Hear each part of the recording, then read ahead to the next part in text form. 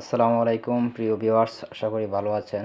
আজকে 17তম দিনে আমি বরবটি এবং শসা পাশাপাশি পুঁই শাকের জমির আপডেট আপনাকে দিচ্ছি। এই যে দেখতে পাচ্ছেন, এই হচ্ছে আমার গাছ।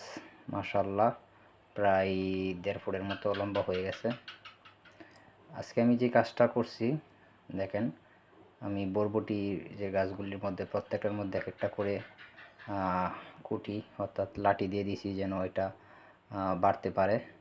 এবং আরেকটা কাজ করছি হচ্ছে এই যে এটাকে আমি মাটিগুলিকে জোর জোর করে দিয়ে মাটিগুলোকে একদম 4-5টা একদম ভালো করে নরম করে দিছি। নরম করে দিয়ে আমি যে কাজটা করছি, এখানে আজকে আমি লিকুইড কিছু জৈব সার প্রয়োগ করছি।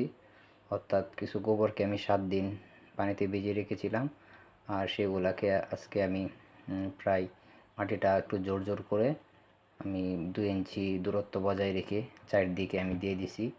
দেখতে পাচ্ছেন, আশা করি এগুলা খুব দ্রুত বৃদ্ধি পাবে। আর উপরে যে আমার শসা এবং পুঁই শাক আছে ওইগুলোকে আমি সেমভাবে এই কাজটাই করেছি। এই যে দেখেন, এই হচ্ছে আমার পুঁই শাক গাছের টপের মধ্যে আমি সেম কাজটাই করছি। মাটিকে প্রথমে একদম নরম করছি, হাত দিয়ে নরম করে দিয়ে চারপাশে আমি এই লিকুইড যে গোবর সার আছে ওইটা আমি দিয়ে দিছি। আশা করি এখান থেকে আমি ভালো ফসল পাবো। এবং এই হচ্ছে আমার শসা। দেখেন শসা গাছগুলি মাশাআল্লাহ, এই দুইটা শসা গাছ খুবই ভালো হয়েছে অন্য অন্য শসা গাছের তুলনায়। এবং এটাকেও আমি মাটিটা নরম করে দিয়ে চারপাশে আমি লিকুইড গোবর সার দিয়ে দিছি।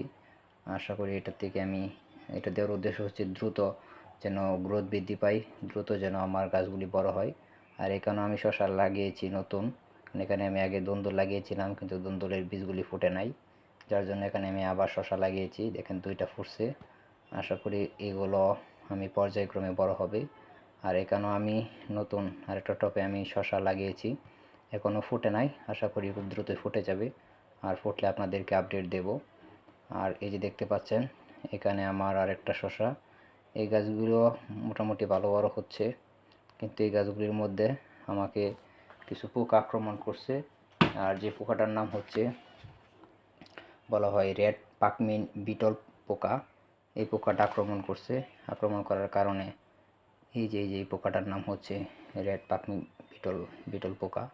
আর এই পোকাটার জন্য আমি যেটা করতে হবে সেটা হচ্ছে সাইপারমেথ্রিন যে গ্রুপের ওষুধ দিলে আশা করি ঠিক হয়ে যাবে। আমি সেটা প্রয়োগ করব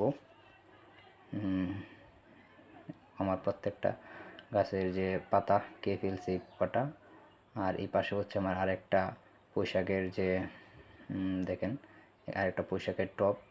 এখানেও আমি 4-5টা ভালো করে নরম করে দিয়ে চারদিকে আমি লিকুইড দিয়ে দিছি। এই হচ্ছে আমার গাছের আপডেট।